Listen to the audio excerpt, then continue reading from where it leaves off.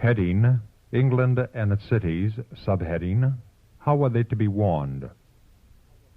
Here are the great cities in England and on the continent with their millions of inhabitants that have not yet heard the last warning message. How are these to be warned? If the people of God would only exercise faith, he would work in a wonderful manner to accomplish this work. Hear the words of Christ. If two of you shall agree on earth as touching anything that they shall ask, it shall be done for them of my Father which is in heaven. Precious promise. Do we believe it? What marvelous results would appear if the united prayers of this company were to ascend to God in living faith. Jesus stands ready to take these petitions and present them to his Father, saying, I know these persons by name. Send answers to their prayers, for I have graven their names on the palms of my hands. Historical Sketches, page 152, 1886. Subheading, Presenting the Truth in London. There is need of zeal in the church and wisdom to manage that zeal. You have made altogether too tame work of saving souls. If you see a work done in London and the surrounding cities, you must have a united, irresistible force. Press the battle to the gate and plant the standard firmly, as if you meant that truth should triumph. The timidity, the cautious movements have been faithless. There's been little expectation of results. The fact that things move slowly in England has no reason why the great missionary work shall move slowly to meet man's habits and customs for fear of surprising the people. They need to be much more surprised than they have hitherto been. The Lord's business requires haste. Souls are perishing without a knowledge of the truth. Caution is needed. But while some of the workers are guarded and make haste slowly, if they are not united with them in the work, those who see the necessity of being aggressive very much will be lost. Opportunities will pass, and the opening providence of God will not be discerned. Letter 31, 1892. Subheading, Great Work in England. There is a great work to be done in England. The light radiating from London should beam forth in clear, distinct rays to regions beyond. God has wrought in England, but this English-speaking world has been terribly neglected. England has needed many more laborers and much more means. London has been scarcely touched. My heart is deeply moved as the situation in that great city is presented before me. In the city of London alone, no fewer than 100 men should be engaged. The Lord marks the neglect of his work, and there will be a heavy account to settle by and by.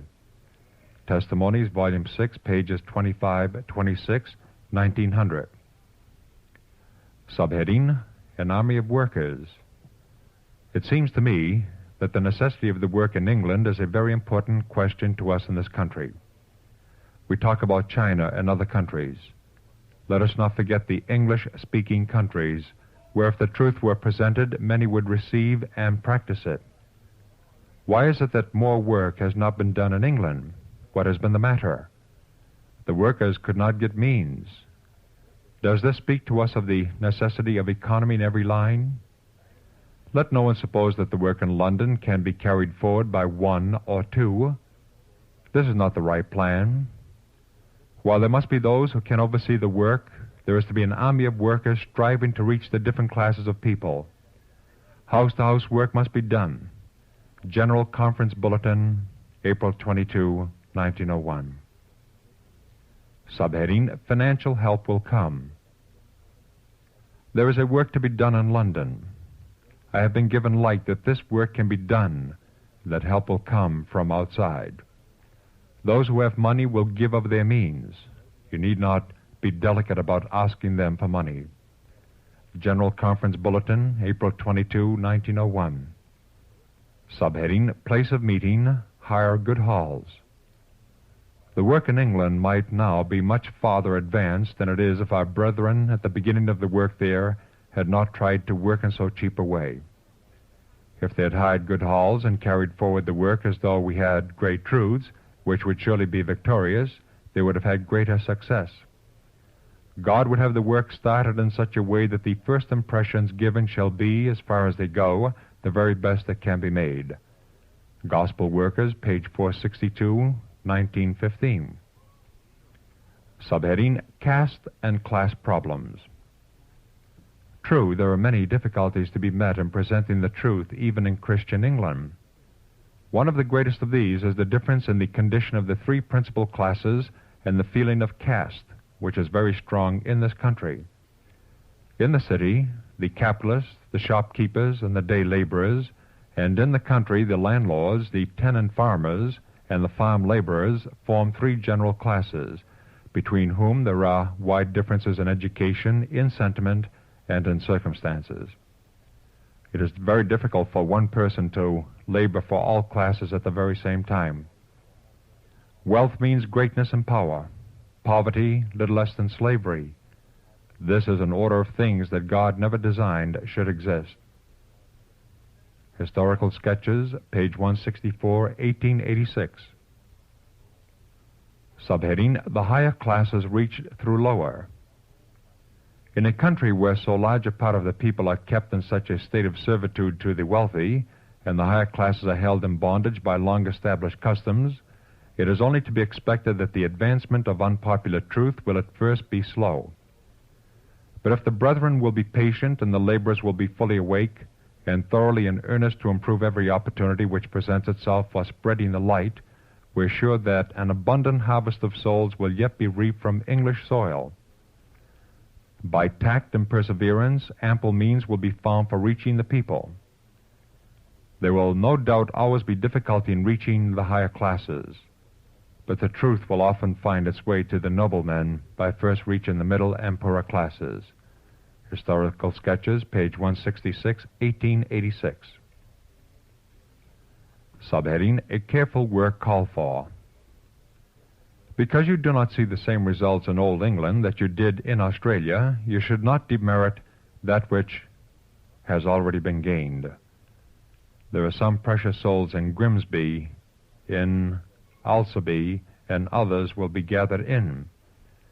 There are some good souls in Southampton, and I met a brother Blanks, and the few who are connected with him are, I judge, good material.